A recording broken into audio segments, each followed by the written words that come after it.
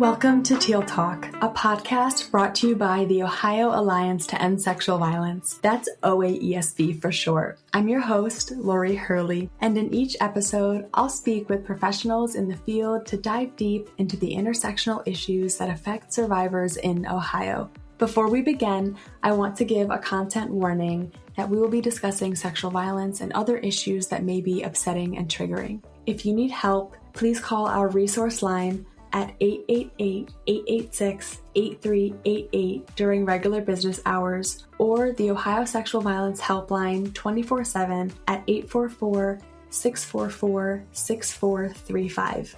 Please take care of yourself.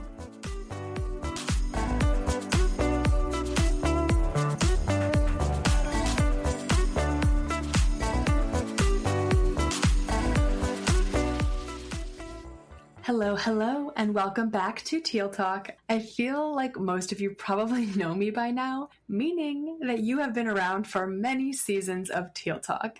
I've been thinking about that a lot.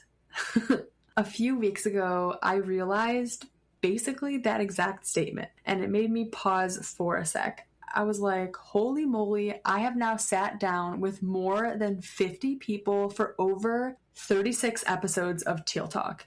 Those numbers feel surreal to me. So for those of you that don't know, Teal Talk was actually started by a former OAESV employee. Shout out to Olivia Montgomery if you're listening.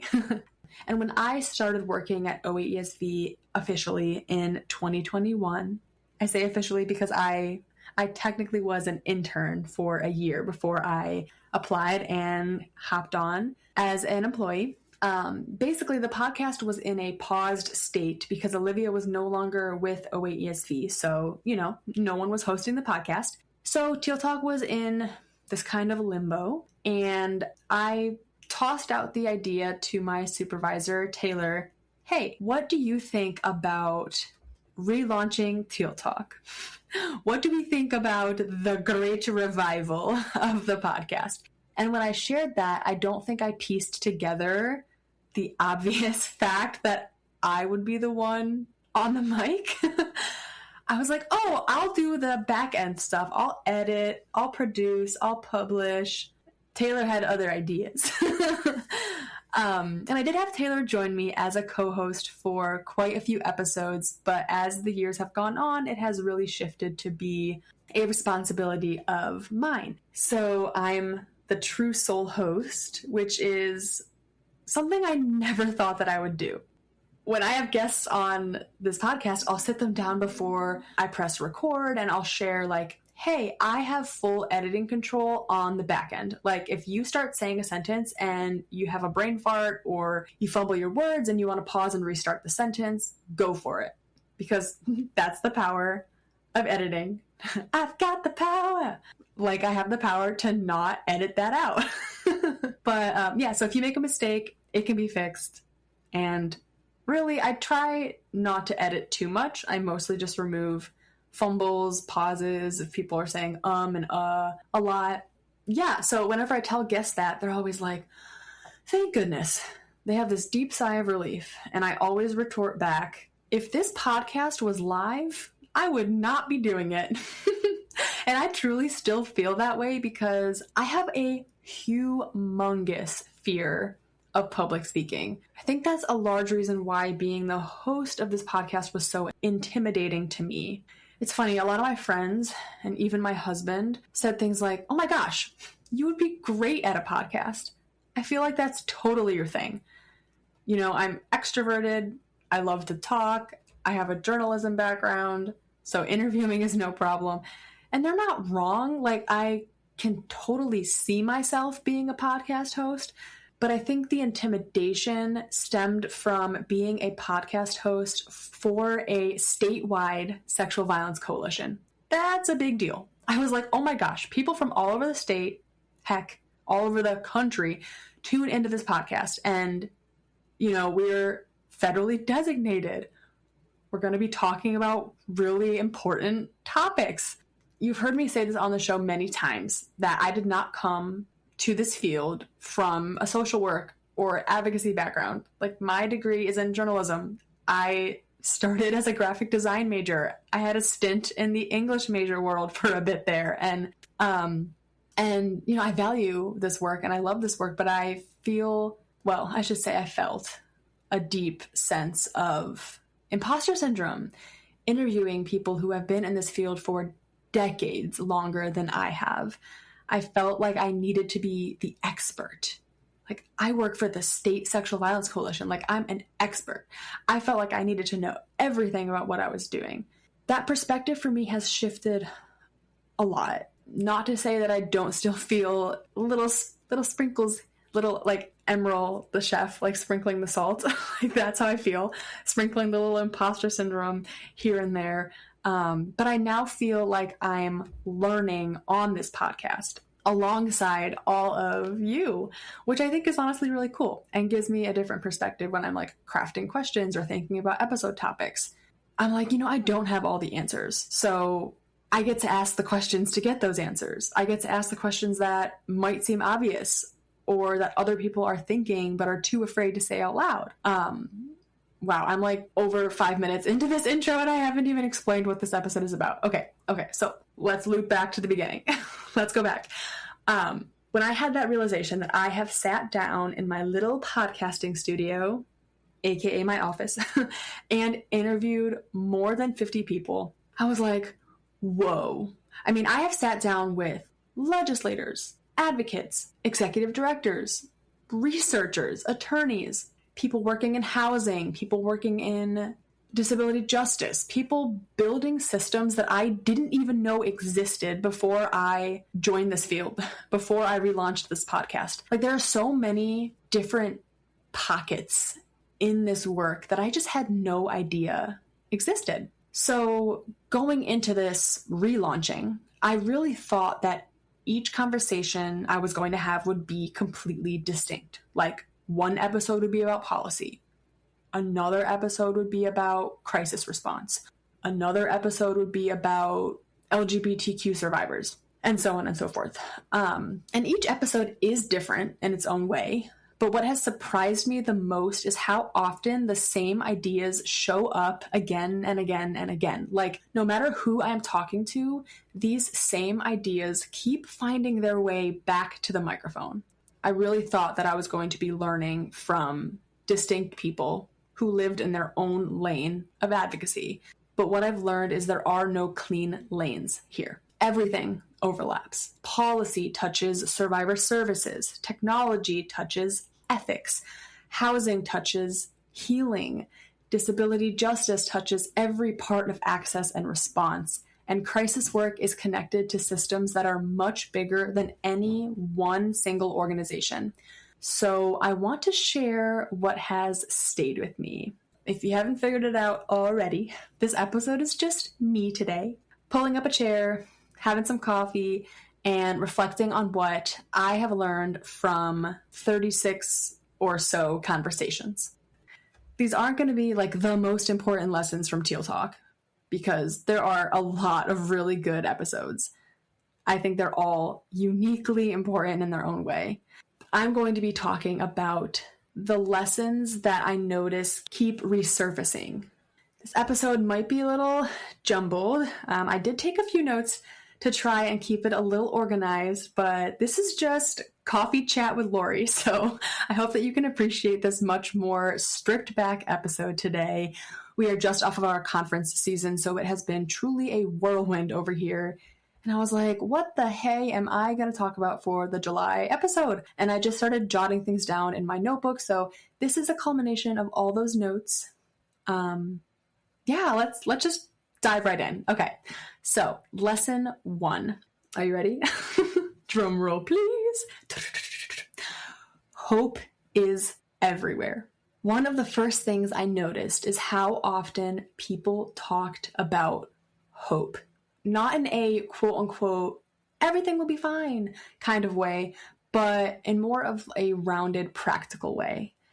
And sure, like sometimes people would bring up hope because I would directly ask a question like, what brings you hope in this movement or something like that. But I think what surprised me more is how often people talked about hope unprompted or even in a more roundabout way. Like perhaps they weren't saying the word hope straight up, but if you dug beneath the surface a little or read between the lines, you realized, oh, they're talking about hope. And the fact that hope is everywhere. Hope shows up as persistence. Hope shows up as systems change. And hope shows up in choosing to stay in this work even when it's hard. Like I said, hope wasn't presented as pretending that everything is okay. Hope is about working together to create systems that will outlast us. I'm thinking specifically about conversations with Brenda Glass on survivor-centered spiritual care, or our most recent episode on leadership and burnout. Hope was talked about in nearly all of our episodes, to be honest, but I'm going to pull a specific quote from the episode Caring for Ourselves While We Care for Others with Hope and Cassandra from Abide Yoga. Take a listen. We're building our own warmth from within. I think that's a really important part. And again, going back to the nature, remembering that there's going to be blooms again, there's going to be green grass again, like that there is this forward hope. We just have to be still and rest and stay connected to each other in the midst of it. But that there will be some other season that comes next, and it will be much brighter and much warmer. Just hang on for the ride, basically. Yeah. I think that quote so perfectly sums up this idea that we are building our own hope from within. Like if we look out around us and look into the world and it feels hopeless or it feels like we can't find hope, there is hope that lives within us, even if it's just a little baby flame that needs stoking. I love this idea that hope isn't a feeling that you wait for, but something that you practice, something that you choose, sometimes even vaguely, but it's a choice that you can make on the daily. So often I share what I do with people, and when I do feel like I want to fully share what I do and say, State Sexual Violence Coalition, the response is 99% of the time, oh my gosh, that must be so hard. I think people hear about this work or even come into this space, like choosing to listen to this podcast, and they expect to hear conversations about exhaustion, conversations about vicarious trauma and burnout. And we do have those, we do talk about those because we can't ignore them. They're very real. But I think what I didn't expect is hope to show up just as often. And I think that is such a lovely metaphor. It's almost as if the moments we feel the most hopeless are the moments when hope is the most important to latch onto. And there are a million reasons why people are in this work, but I think if that hope is gone, it's really hard to stay in this work. Maybe that's why burnout is called burnout, because you're burnt out, right? There is no flame of hope to stoke. It's just gone. Lesson 2. Advocacy is so much bigger than crisis response. Before this podcast, before I even joined this movement, I think if you asked me to define advocacy in one sentence, I probably would have centered crisis response work. I probably would have said something like a 24-hour hotline. And of course, that work is essential. It's part of our core standards. But what I've learned through these many interviews is that advocacy exists everywhere around that moment too. Yes, it exists in hospitals where someone is trying to make care less re-traumatizing. It exists in a hotline call where an advocate might be the first person to ever say the words, "I believe you," to a survivor. But advocacy also exists in housing conversations where safety means having somewhere safe to sleep. It exists in data systems that are trying to reshape how we understand survivor experiences. It exists in policy work at the State House. It exists in communication strategies, AI conversations, in credentialing discussions, in training rooms where someone is learning for the first time what this field even looks like. Advocacy does not begin and end with hotline work. I think every episode has expanded my definition of what counts as advocacy. I'm thinking specifically about episodes with our statewide director of forensic nursing, our conversations on housing with Jasmine Vera, our episode on traumatic brain injury and the intersections of DV and SV, our episode with Ubuntu on data collection, our episode with Natasha Larson on membership, even our recent episode with Chad Sniffen on AI. Like, every episode made my definition of advocacy a little bit bigger. There are definitely spaces where advocacy lives that I have not explored yet. Like, I would love to have an episode soon on advocacy in education spaces too. I know there's someone out there thinking, advocacy exists in my space and I haven't heard it on the podcast yet. Hit me up. Let's get you on the pod. I mean, even the episode that I did with the Emily program on eating disorders, like, yes, there's advocacy in the eating disorder space, but that advocacy still does overlap with sexual violence work. Like, all advocacy kind of interlocks together like a Tetris puzzle. The core question of every single episode was the same. It was, how does this support survivors? Like, that is what grounded every episode, whether we were talking about data or comms or funding. The center of the conversation was the same. Does this improve access? Does this reduce harm? Does this keep survivors at the center? Does this make our systems more responsive, or does it increase barriers to access? And I think that balance is something this field is actively figuring out in real time, but it was really cool to notice that connection. Okay, lesson 3. Side note, I love how I didn't share how many lessons that I will be going through, so this is like a little surprise for the listeners. I mean, you don't know how long I'm going to go. Maybe there'll be lesson 100 and you're going to regret ever pressing play. No, I'm just kidding. It won't be that long, I promise. Hint, we're halfway there. Okay, lesson 3. This movement only works because people refuse to do it alone. Yes, collaboration isn't a buzzword. It's how this movement survives. Oh, when I wrote that line down, I underlined it like 25 times, so I'm going to repeat it. Collaboration isn't a buzzword. It's how this movement survives. Collaboration has come up in, I will confidently say, every single conversation. I'm thinking specifically about our episodes on statewide advocacy with Shelby Lieber, the program visits episode, credentialing with OVWA, and our episode on planning for SAM across Ohio, and many others like public policy, disability justice, leadership, and many, many, many, many more.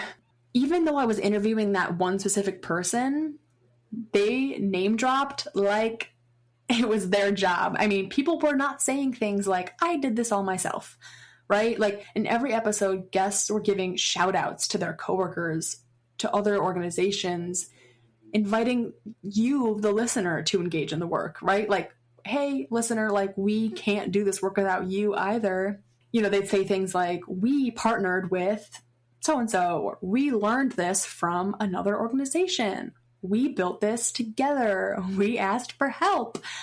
And I think that matters so much because this shows that this work does not depend on individual strength, right? Like, we are a networked field.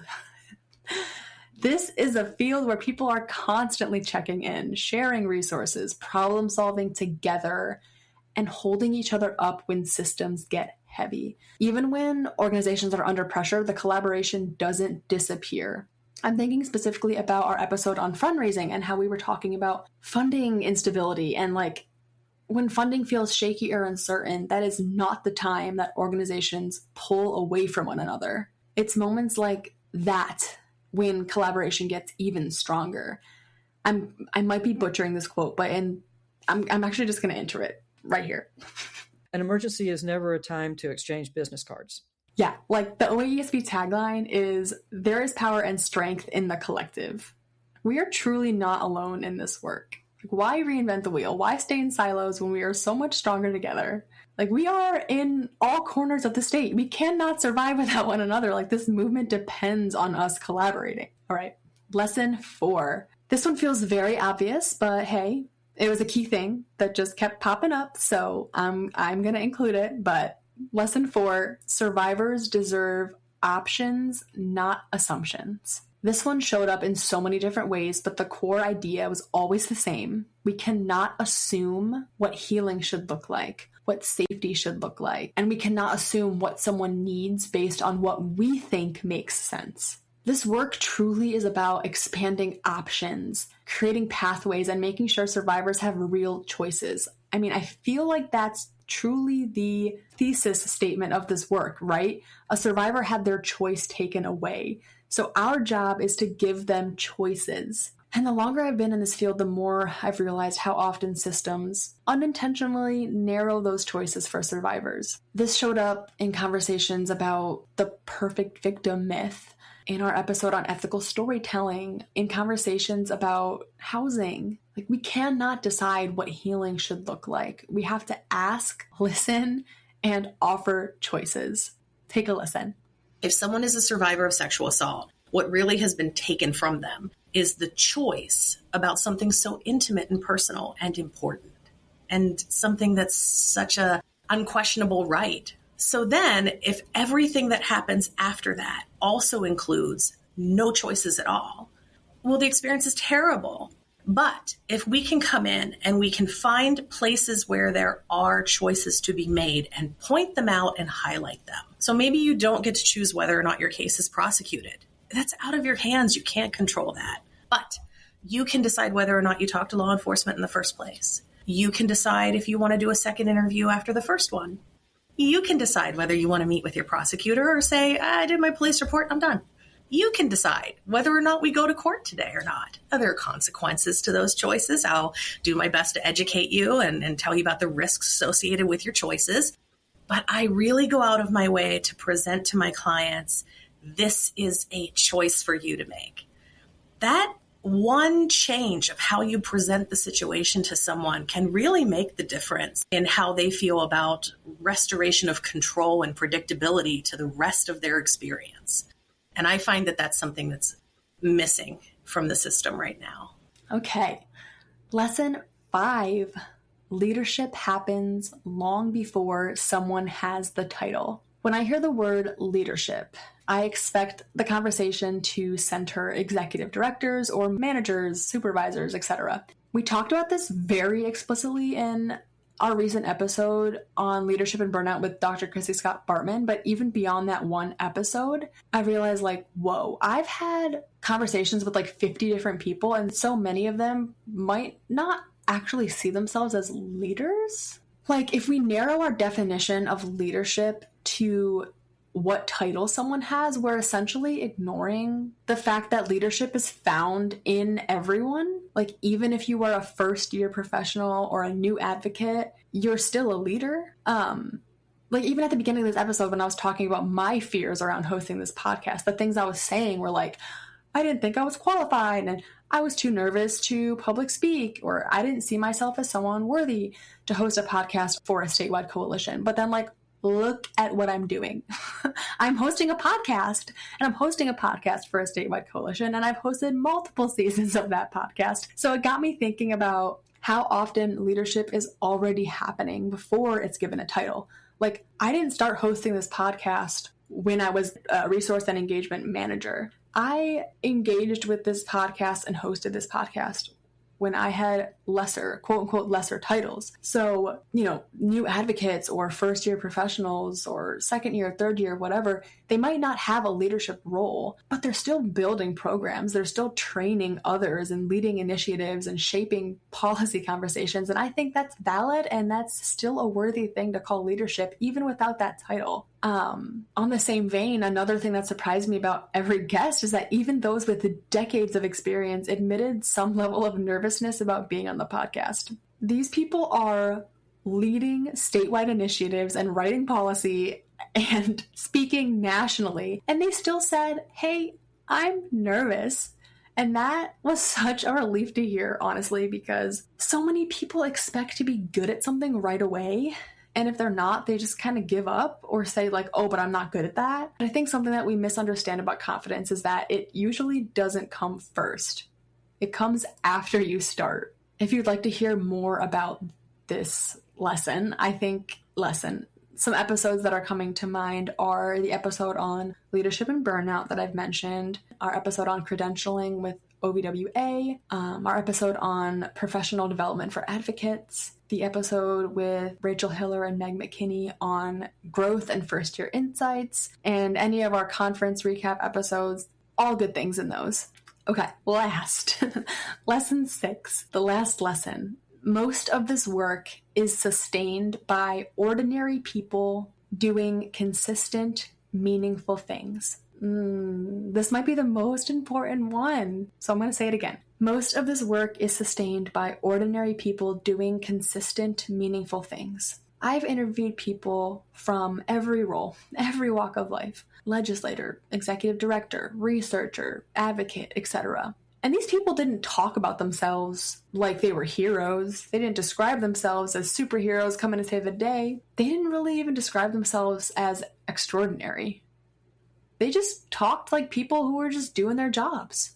They're just people answering calls, supporting survivors, writing policies, and that matters. It's not like they don't value the work or that they're coming from the perspective of like, oh, it's just the job. But I think this reframes what movement work actually means. I don't remember who told me this, but when I first started at OAESV, someone mentioned, hey, movement work is slow. Like those big dramatic wins or groundbreaking moments are far and few between. What really matters is consistency. It's showing up day after day. It's showing up even when things are uncertain. It's showing up even when those flames of hope are a little low. It's caring for yourself repeatedly over time so that you can show up as your best self for the survivors you serve. Honestly, I think if I had to pull all of this together into one idea, it would be this lesson 6, that this movement is not built on extraordinary people. I mean, yes, I do think that we are all pretty extraordinary, but I digress. This movement is built on ordinary people who keep choosing to do extraordinary things in some of life's toughest moments. This movement is built on people who choose courage in the face of fear and then do it again tomorrow and the day after. And that has changed how I see this work. It means that sustainability does not rest on a few people doing everything perfectly. It rests on many people doing what they can where they are over and over again. Oh, and I feel really grateful to have been able to facilitate and listen in on 36 plus of these stories so far. All right, let's recap it to bring it home. Hope is everywhere. Advocacy is so much bigger than crisis response. This movement only works because people refuse to do it alone. Survivors deserve options, not assumptions. Leadership happens long before someone has the title. Most of this work is sustained by ordinary people doing consistent, meaningful things. So, if you've been listening to Teal Talk over the past seasons, thank you for being part of these conversations. Even if you're a listener, you are still a part of the conversation. And I would actually encourage you to go back and re-listen to some of the episodes. Maybe re-listen to some of your faves, or even the ones that perhaps didn't resonate with you on the first listen, because I think you might hear them a little differently now. I'm really looking forward to whatever the next conversations teach me, and you, us together, right? Because we can't do this work alone. We are all learning together in real time. Oh, wow. If I could go back and tell Laurie of 2021 that she would be hosting a podcast for, five seasons now? So wild. Oh, I wonder what the next 5 will look like. I hope you have a wonderful July, and I will see you. Well, I will not see you. You will hear me and a guest August 1st for our next episode. Bye-bye.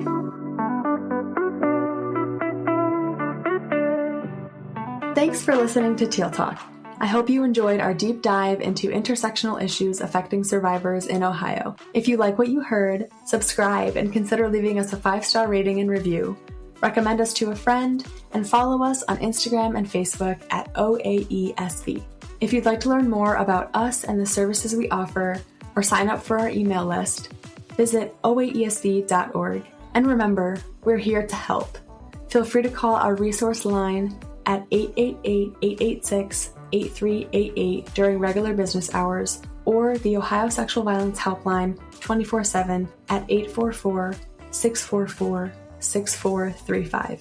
See you next time.